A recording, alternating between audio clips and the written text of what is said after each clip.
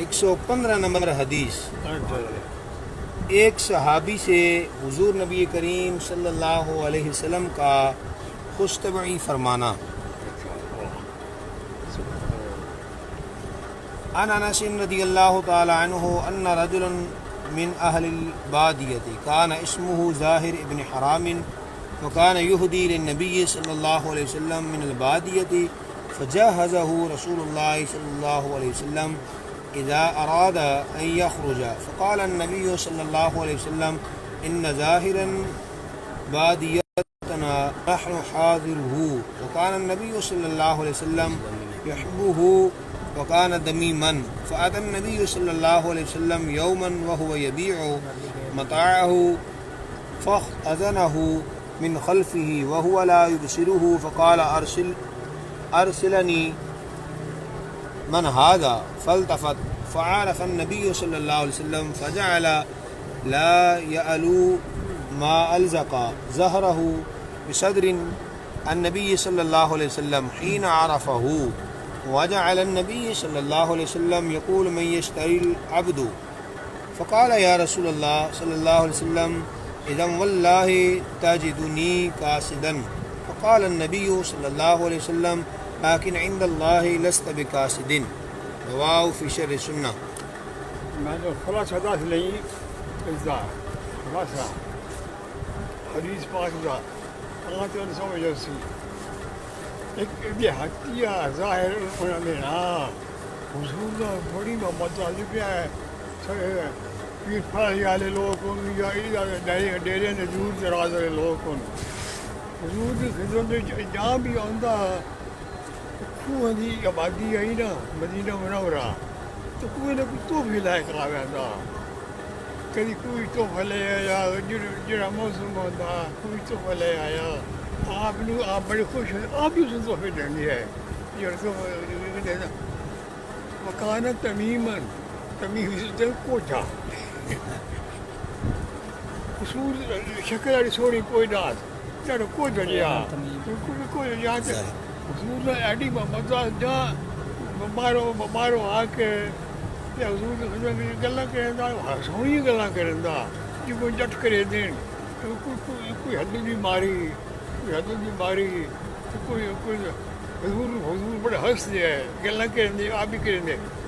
ایک دن آپ تشریف لے کے بازار لگتے پہ وہ بھی آئے ہوا وہ کہ بہ کے دکان سے منہ دھیان سودا پہ لینا دکانوں سے جکنا دکان سے بندے ویک کے سودا لینے حضور اس لگے نا حضور اسے جان کے حضور پچھ کنڈی ہو کے نا انجا پپا کے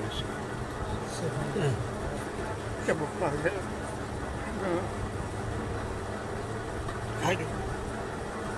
اکھی بند کر لیں گے اکھی بند کر میں پہچان گیا میں پہچان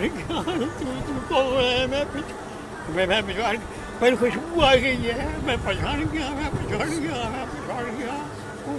بہت گلاں ہو گئی اپنی کنڈ جیڑی ہے وہ حضور دے سینے مبارک نہ رگڑن لگ پے حضور نہ اکھی ساتھ کرا ہمیں کنڈ آج ملن لگ پڑا کچھ بڑا خوش قسمت تھا۔ روایت ہے حضرت انس رضی اللہ تعالیٰ عنہ سے روایت ہے کہ دیہاتوں میں سے ایک شخص ظاہر ابن حرام تھے اور وہ حضور نبی کریم صلی اللہ علیہ وسلم کے لیے تحفے لاتے تھے، پھر جناب رسول اللہ صلی اللہ علیہ وسلم انہیں سامان دیتے تھے۔ جب وہ جانا چاہتے تھے نبی کریم علیہ الصلوۃ والسلام فرماتے کہ ظاہر ہمارے دیہاتی بھائی ہیں اور ہم ظاہر کے شہری بھائی، اور نبی کریم صلی اللہ علیہ وسلم ان سے محبت کرتے تھے، وہ خوبصورت نہ تھے۔ ایک دن نبی کریم علیہ الصلوۃ والسلام تشریف لائے، ظاہر اپنا سامان بیچ رہے تھے، حضور نے پیچھے سے اپنی گود میں لے لیا۔ وہ حضور نبی کریم صلی اللہ علیہ وسلم کو نہ دیکھتے تھے، بولے یہ کون ہیں مجھے چھوڑ دو۔ انہوں نے التفات کیا تو نبی کریم علیہ الصلوۃ والسلام کو پہچان لیا تو انہوں نے کمی نہیں کی، اپنی پشت نبی کریم صلی اللہ علیہ وسلم کے سینہ انور سے رگڑنے لگے۔ جبکہ حضور علیہ الصلاۃ والسلام کو پہچان لیا اور نبی کریم علیہ الصلاۃ والسلام فرمانے لگے اس غلام کو کون خریدتا ہے؟ وہ بولے تب تو اللہ کی قسم آپ مجھے بے قیمت پائیں گے۔ جناب رسول اللہ صلی اللہ علیہ وسلم نے فرمایا لیکن تم اللہ کے ہاں بے قیمت نہیں ہو۔ حضور نے جس وقت اس کو کان میں رگڑی نا، حضور نے بطور پوچھتا بھی تھی، فرمایا بھیا غلام میں بیٹھا اس کوئی خریداری ہے صحیح دسو؟ لگے جناب اس کو جرکا لینا، اس کو نہیں یعنی اللہ کو بڑی قیمت ہے، وہ نہیں ہے۔ تشریح حدیث مذکورہ میں جن خوش نصیب صحابی حضرت ظاہر ابن حرام کا ذکر ہے ان کے حالات معلوم نہ ہو سکے، حتیٰ کہ صاحب مشکات نے اپنی کتاب اکمال میں بھی بیان نہیں کیے کیونکہ یہ صحابی کسی حدیث کے راوی نہیں ہیں۔ یہدی للنبی، دیہاتی چیزیں، پھل، کھیت کی پیداوار وغیرہ حضور انور صلی اللہ علیہ وسلم کے لیے تحفہ لایا کرتے تھے۔ فجہزہ، جب ظاہر رضی اللہ تعالیٰ عنہ مدینہ منورہ سے جانے لگتے تو حضور نبی کریم صلی اللہ علیہ وسلم شہر میں پائی جانے والی چیزیں انہیں بطور تحفہ عنایت فرماتے کہ وہ اپنے بچوں کے لیے گھر لے جائیں۔ ظاہراً بادیتنا ونحن حاضرہ، یعنی ظاہر ہمارے دیہاتی ضرورتیں پوری کرتے رہتے ہیں اور ہم ظاہر کی شہری ضروریات پوری کرتے ہیں۔ کدو، بونگلو، ڈنڈے، جڑا موسم رینڈی، جڑا موسم ہوتا وہ سارے چون چڑھ کر اپنے زمین جو وہ تحفہ لے آتے ہیں۔ حضور فرمایا بھائی تو ساری ضرورتیں پوریاں کرنے رہنا اہل ہے، تن بھی تن بھی ایسی ضرورتیں پوریاں کرنے۔ گویا ظاہر ہمارا گاؤں ہے اور ہم ظاہر کا شہر ہیں۔ یہ اخلاقی کریمانہ کہ اپنے غلاموں کو ان القاب سے نوازتے ہیں۔ دمیمن، اگر وہ ایسے ہی تھے جیسے حبشی لوگ خصوصاً دیہاتی ہوتے ہیں، شکل و لباس دیہات کا سا، دمیم کے معنی ہوتے ہیں بد شکل۔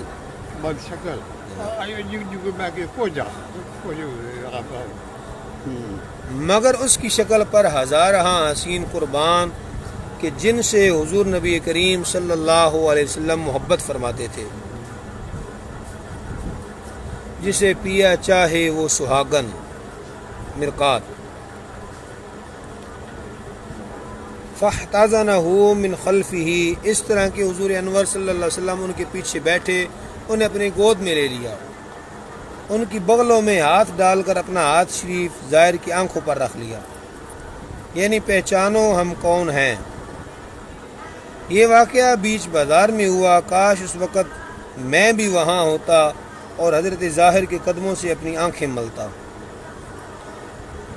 حضرت ظاہر پہچان تو پہلے ہی گئے ہوں گے، بھلا حضور انور صلی اللہ علیہ وسلم کی خوشبو اور مہک کسی اور میں کہاں۔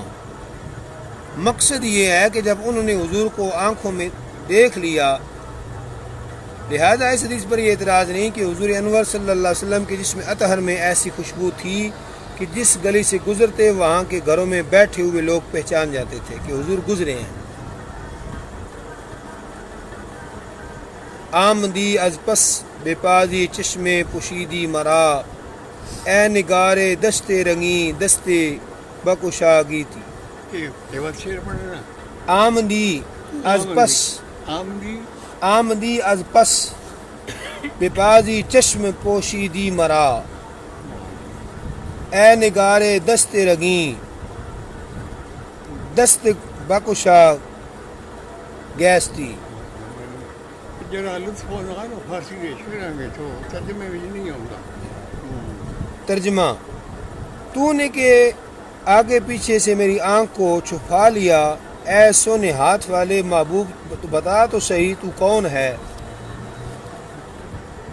فجعل لا یلو ما ازقا ظہرہ، حضرت ظاہر نے یہ موقع غنیمت جانا۔ خود حضور انور صلی اللہ علیہ وسلم نے مجھے اپنی گود میں لے لیا اور سینہ میری پشت سے متصل کر دیا۔ ایسے موقع بار بار نہیں آتے، اس لیے اپنی پشت کو حضور انور صلی اللہ علیہ وسلم کے سینے انور سے خوب مس کیا، برکت حاصل کی۔ پھرنے لگ پہ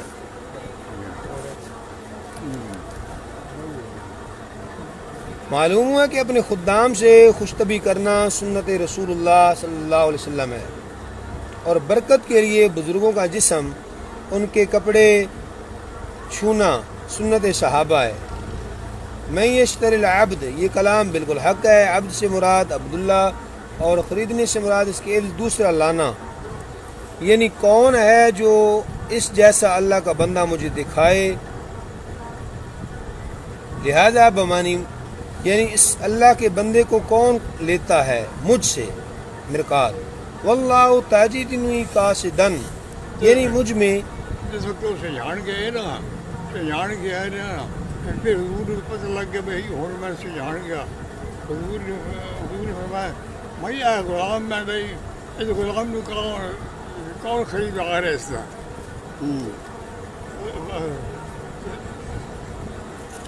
اگو جواب دیتا کہ جناب اس کو جن کہہ لینا واللہ تاجدنی قصدن، یعنی مجھ میں نہ شکل نہ عقل نہ رنگ نہ ڈھنگ، مجھے کون قبول کرے گا، ایسوں کو کون لیتا ہے۔ قاصدن کا معنی ہوتا ہے کھوٹا، ردی، اچھا خدا کھوٹا جناب، کھوٹا؟ کھوٹا سکہ یا اچھا اچھا کھوٹا ردی۔ ٹھیک ہے۔ لست بقاصدین، یعنی اللہ کے نزدیک تم قاصد نہیں ہو، جو حضور کا ہو جائے جناب، جو حضور کا ہو جائے وہ بے قیمت کیسے ہو سکتا ہے، ان کی قیمت سارا جہاں بھی نہیں دے سکتا۔ مدینہ منورہ میں ایک صاحب تھے، بازار میں جو نئی چیز دیکھتے تھے حضور انور صلی اللہ علیہ وسلم کی خدمت میں ہدیہ پیش کر دیتے تھے۔ جب چیز کا مالک قیمت مانگتا تو اسے بھی حضور کے پاس لے آتے، عرض کرتے یا رسول اللہ صلی اللہ علیہ وسلم فلاں دن جو آپ کے پاس فلاں چیز میں نے حاضر کی تھی اس کی قیمت اسے دے دیں۔ یہ وہ ظاہر آدمی پہ نہیں، یہ اور ایک صحابی نے حضور اچھا نے اچھا جناب بازاروں اداری شے لایا کیا تھا، حضور نے پیش کر سنی۔ ہے نا دکانداروں کو ادھار کا خیال آنے کی ضرورت لے لینے ادھار کا حضور نال لا کے جناب اس کو میں گاڑی حدی سے نہیں ہے نا، اس میں پیسے دینے۔ اچھا یہ تقاضا کر رہا ہے۔ حضور نبی کریم صلی اللہ علیہ وسلم تبسم فرما کر فرماتے کہ تم نے وہ جو چیز ہم کو تحفہ دی تھی، عرض کرتے ہیں حضور میرے پاس اس کی قیمت کہاں؟ حضور قیمت تو آپ ہی ادا کریں گے۔ حضور کی خدمت میں آندے آئے نا کوئی ہمیں تحفہ لے آنے جو رسم ہے، تحفہ لے آنے وہ کوئی لے کے نا بازار چو فروٹ وغیرہ لے کے کچھ دنوں تو بعد پھر اس وہ جو آنا دکاندار اس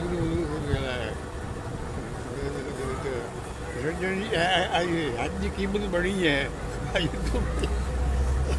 آپ قیمت ادا کر دو۔ میں کوئی منگے تو میں کوئی نہ تم کیوں لے آنا ہے؟ نہیں جو آپ تحفہ لایا ہوئی تھا تبسم فرمایا۔ حضور تبسم فرما کر فرماتے کہ تم نے وہ چیز جو ہم کو پیش کی تھی، عرض کرتے ہیں حضور میرے پاس اس کی قیمت کہاں؟ قیمت تو حضور ہی ادا کریں گے۔ قیمت تو آپ ہی ادا کریں گے۔ عبداللہ نامی ہمار انہاں دا لقب آ بھئی وہ جڑی ادھاری چیز لے کے حضور نو تحفہ دیندے آئے نا، انہاں دا حمار نا حمار حمار فصل الخطاب وچ لکھی ہوئی اچھا اچھا اس کتاب میں کتے نہ گئے میری اتنے کون میں لکھی زہر دی تھی نہیں طالب جلیل آئی اچھا حضرت ظاہر دی لیکن یہ اور انک لعلی خلق عظیم، مرقات۔ حضور متبسم فرمائیں اتنا فرمایا کہ بہت ملے ابھی میں نے گزارے پیسے کی دعا ہے پیری تو سے فرما پیسہ ڈالتا ہے۔ سبحان۔ حدیث نمبر 116، حضرت عائشہ صدیقہ رضی اللہ تعالیٰ عنہ کا حضور نبی کریم صلی اللہ علیہ وسلم کی آواز پر آواز بلند کرنا۔ عن النعمان بن بشیر قال استاذن ابو بکر علی النبی صلی اللہ علیہ وسلم فسمع صوت عائشہ عالیا فلما دخل تناولها ليلطمها فقال لا اراکی ترفعین صوتک علی رسول اللہ صلی اللہ علیہ وسلم فجعل النبی صلی اللہ علیہ وسلم يحجزه وخرج ابو بکر مغضبا فقال النبی صلی اللہ علیہ وسلم حين خرج ابو بکر كيف رأتنی انقذتك من الرجل قال فمكث ابو بکر ایاما ثم استأذن فوجدهما قال اصطلاحا فقال لهما ادخلانی في سلمك ادخلتمانی في حربكما فقال النبي صلی اللہ علیہ وسلم قد فعلنا رواه ابو داود۔ روایت ہے حضرت نعمان بن بشیر سے، فرماتے ہیں کہ حضرت ابو بکر رضی اللہ تعالیٰ عنہ حضور نبی کریم صلی اللہ علیہ وسلم سے اجازت مانگی تو حضرت عائشہ صدیقہ رضی اللہ تعالیٰ عنہا کی آواز بلند سنی تو جب آئے انہیں پکڑا تاکہ تماچا مار دیں اور فرمایا میں تم کو نہ دیکھوں تم اپنی آواز کو نبی کریم صلی اللہ علیہ وسلم کی سے آواز اونچی کرتی ہو۔ نبی کریم علیہ الصلوۃ والسلام ان کو روکنے لگے اور حضرت ابو بکر صدیق رضی اللہ تعالیٰ عنہ ناراض ہو کر چلے گئے۔ نبی کریم علیہ الصلوۃ والسلام نے فرمایا جب کہ ابو بکر صدیق چلے گئے بولو تم نے مجھے کیسا دیکھا، میں نے تم کو ان صاحب سے بچا لیا۔ میں ابو بکر صدیق جی تماچے تو بچا لیا ان کا کر کھا حضرت عائشہ صدیقہ نے فرمایا۔ راوی کہتے ہیں کہ پھر کچھ دن گزرے، حضرت ابو بکر صدیق رضی اللہ تعالیٰ عنہ ٹھہرے، پھر اجازت مانگی تو ان دونوں حضرات کو صلح اور محبت میں پایا۔ عرض کی کہ مجھے اپنی صلح صفائی میں داخل کر لو جس طرح تم نے مجھے اپنی لڑائی میں داخل کیا تھا۔ تو نبی کریم علیہ الصلوۃ والسلام نے فرمایا ہم نے کر لیا قد فعلنا۔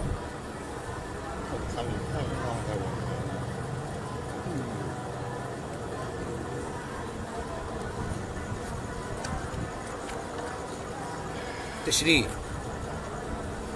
نعمان ابن بشیر آپ اسلام میں پہلے فرزند ہیں جو اسلام میں پیدا ہوئے۔ حضور انور صلی اللہ علیہ وسلم کی وفات کے وقت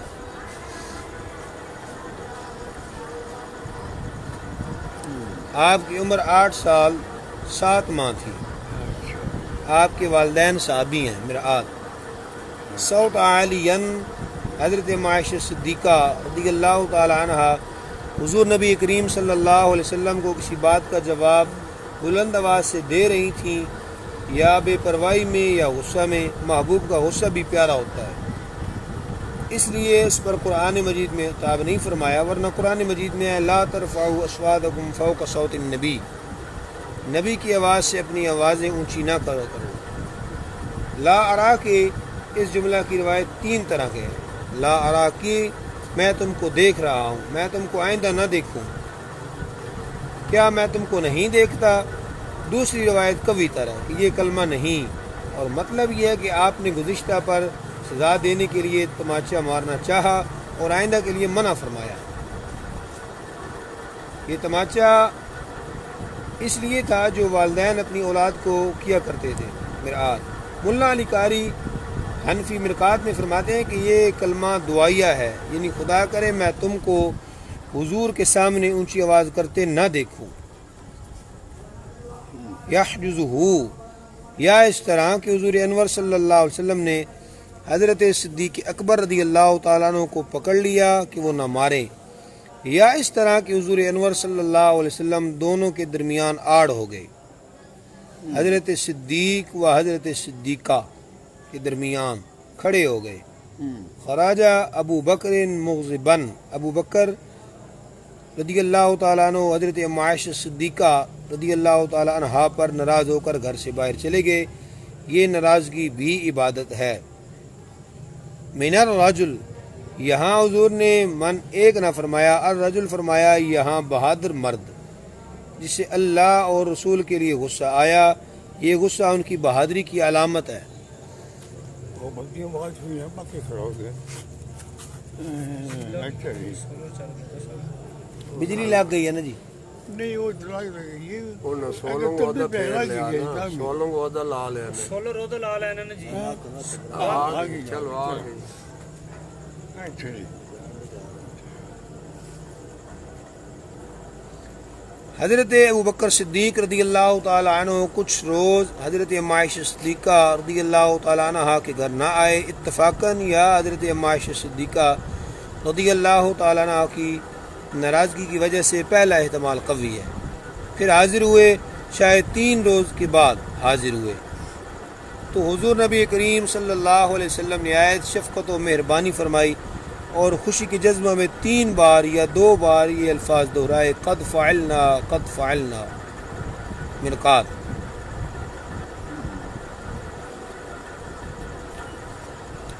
منہ پر تعریف کرنے کی مذمت.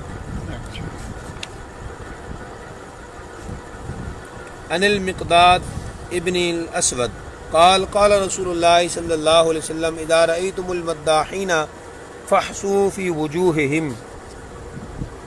وجوههم التراب. رواہ مسلم. ہمارے کو عمل نہیں نہ ہو سکتا.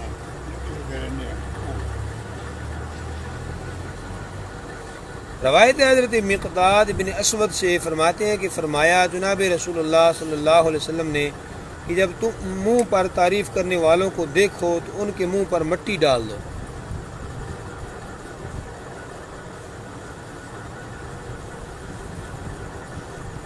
تشریح. مداحینہ سے مراد وہ جھولی چک ہیں جو خوشامد کے لیے لوگوں کے منہ پر تعریفیں کرتے ہیں بلکہ اس سے اپنا پیٹ بھی پالتے ہیں. وہ بھی ہوگا بھی صحیح، تعریف ہوگا بھی صحیح. اس کبھی اس وقت بھی میں خیراب حضرت آپ بے راشی سے بیٹھے ہوتے ہیں، کرسی ہوتی اسٹیج ہوتا وہ پرانا بندہ یار اتنا کوئی نہیں. مولوی اٹھتے آپ کی کوئی تعریف کرنے لگا بھاشن بس میں آپ کی تعریف کبھی بھی نہیں سنی. اور پہلے آدھا گھنٹہ مولوی صاحبان بھی تعریف کرنی پڑتی ہے، اس بات تو پھر موقع مل رہا.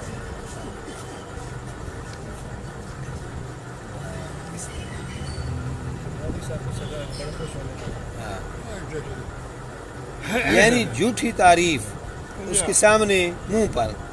جھوٹی ہو گیا یا سچی ہو گیا، تعریف تعریف ہی ہوتی ہے. جڑے سچے لوگ ہوتے ہیں وہ سچی تعریف بھی نہیں برداشت کرتے.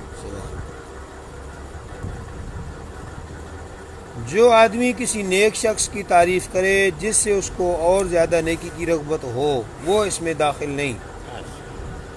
اس لیے مداحینہ صیغہ مبالغہ ارشاد ہوا، یعنی تعریفیں کرنے کی عادی.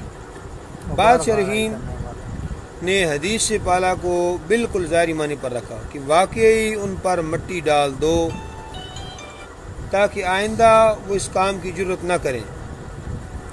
2-4 دفعہ منہ پر خاک پڑ جانے سے اس عمل سے توبہ کر لیں گے. حضرت مفتی صاحب نے عرض کی تھی جناب جو جی آپ سے آواز ہوتا میں نے کس وجہ نہیں سنیا. ایک مولوی صاحب کی شاید مکڑیا لہر کا واقعہ اگر مولوی صاحب کو سنی ہے تو میں نے شکر ہے میرا دل نہیں فیل ہو کہ بھائی یہ کس وجہ ساری جان چھڑے ہیں.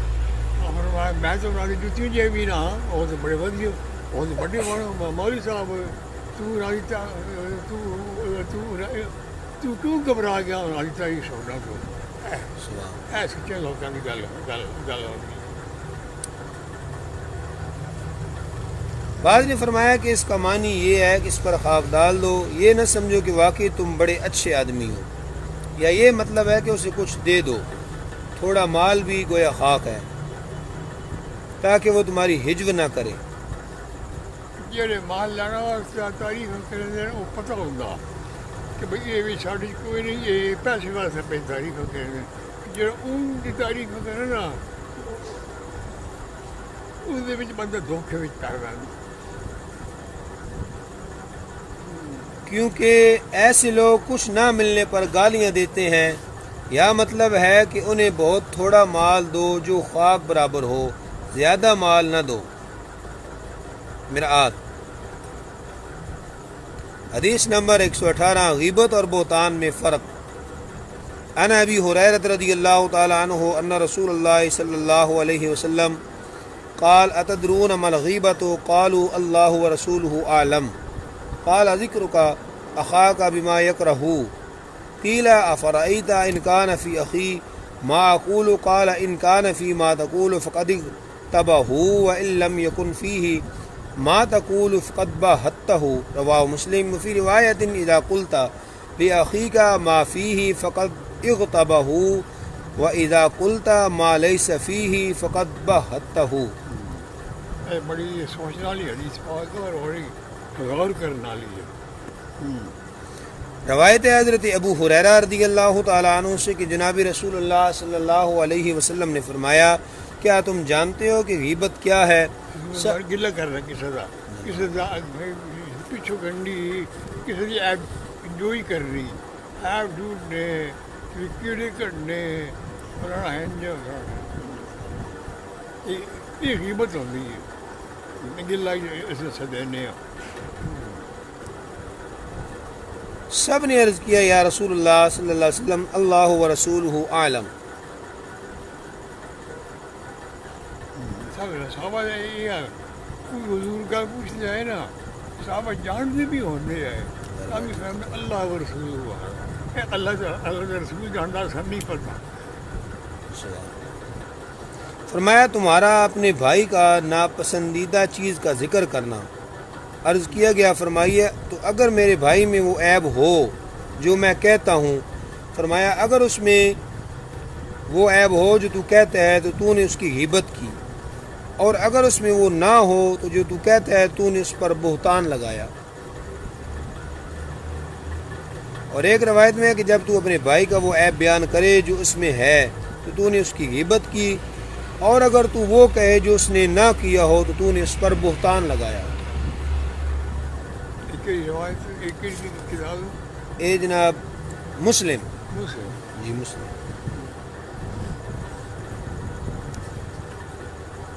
تشریح مال غیبت یعنی قرآن مجید میں لا یغتب بعضکم بعضا، بعض مسلمان کی غیبت نہ کریں.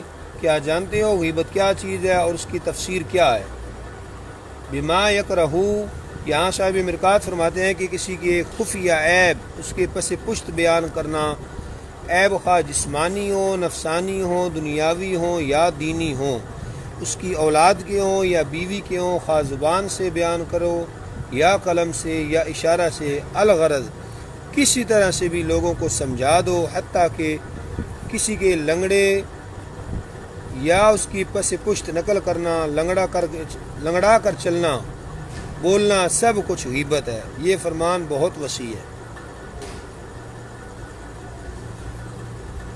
سائل غیبت اور بہتان میں فرق نہ کر سکے، وہ سمجھے کہ کسی کو جھوٹا بہتان لگانا غیبت ہے، اس لیے انہوں نے یہ سوال کیا. وہ ما یکرہ کے لفظ سے دھوکہ کھا گئے. فقط باہتہ، سبحان اللہ، کیا نفیس جواب ہے کہ غیبت سچے عیب بیان کرنے کو کہتے ہیں اور بہتان جھوٹے عیب بیان کرنے کو کہتے ہیں. غیبت ہوتا ہے سچ مگر ہے حرام. اکثر گالیاں سچی ہوتی ہیں مگر ہیں بے حیائی اور حرام. ہر سچ حلال نہیں ہوتا. خلاصہ یہ ہے کہ غیبت ایک گناہ، بہتان دو گناہ. فی روایت یہ روایت مسلم میں نہیں بلکہ امام بغوی نے شرح سنہ میں نقل فرمائی مرقات. اچھا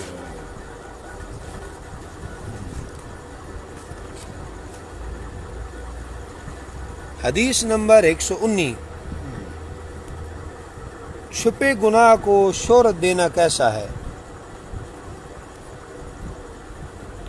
عن ابی ہریرہ رضی اللہ تعالی عنہ قال قال رسول اللہ صلی اللہ علیہ وسلم کل امتی معافیا الا المجاہرون وان من المجانۃ ان يعمل الرجل باللیل عملا ثم يصبح وقد سترہ اللہ فیقول یا فلان عملت البارحة كذا وكذا وقد بات ليستره ربه ويصبح يكشف ستر الله عنه.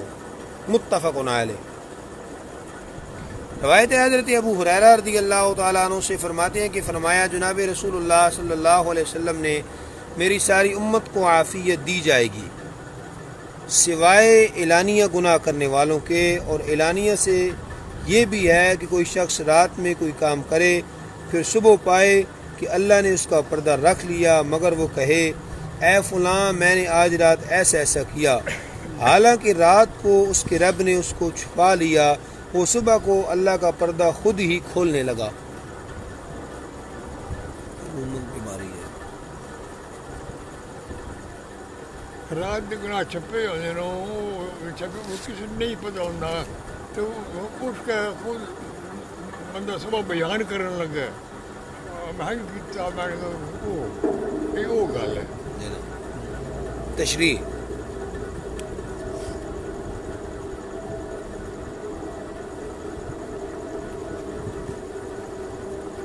اللہ اکبر اللہ اکبر اللہ اکبر اللہ اکبر اشہد ان لا الہ الا اللہ اشہد ان لا الہ الا اللہ اشہد ان محمد رسول اللہ اشہد ان محمد رسول اللہ. حی علی الصلاۃ حی علی الصلاۃ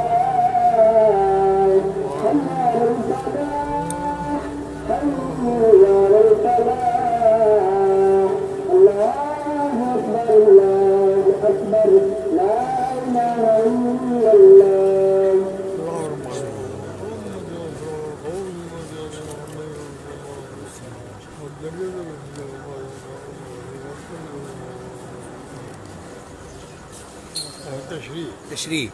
معافی کی دو معنی ہو سکتے ہیں. یہ کہ عفو یعنی اللہ تعالیٰ کی طرف سے معافی دی جائے گی. دوسرا یہ کہ عافیت سے ہو یعنی اسے عافیت دی ہوئی اس کی غیبت حرام ہے.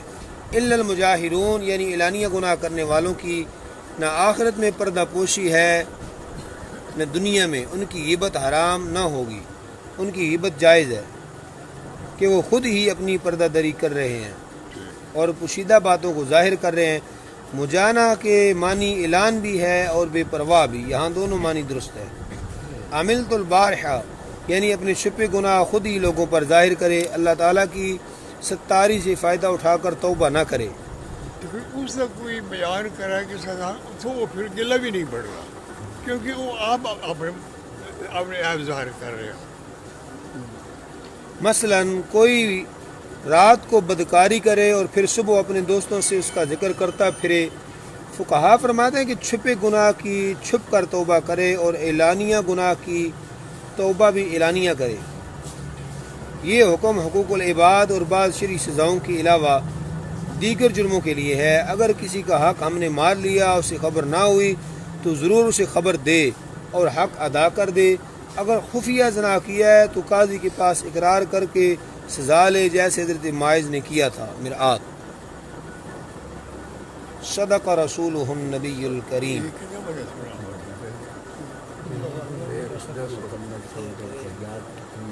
شیر کا